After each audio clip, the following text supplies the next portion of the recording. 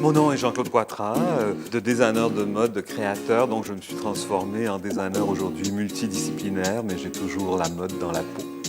Mes premiers souvenirs d'enfant, de toute façon, sont des souvenirs de mode.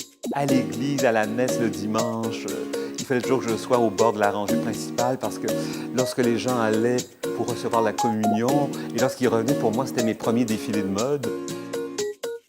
Moi, je trouve que j'ai eu en fait trois débuts.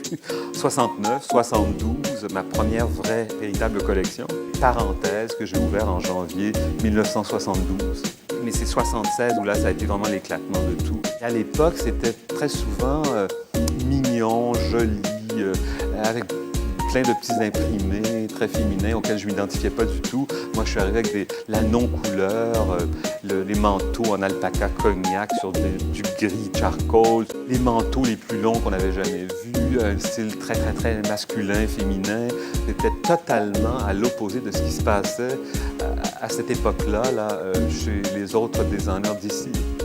Et après 30 ans de fidélité totale, de loyauté totale à la mode, je me suis dit 30 ans, c'est un bail. Je me suis dit, Jean-Claude, si tu continues à créer continuellement des collections, à chaque saison, tu n'auras jamais le temps de faire sérieusement autre chose en décoration, en mode ou en mode maison, si on veut. Cette lampe-là, elle est directement, c'est vraiment un clin d'œil à mon métier de la mode, avec les textures et tout. Mais vous savez, dans les objets que je fais maintenant de déco, je retrouve exactement le même cheminement, la même démarche artistique. Je travaille avec des couleurs, avec des textures que je vais mêler. Je pense qu'après 30 ans de mode, je me suis dit, c'est le design sans frontières.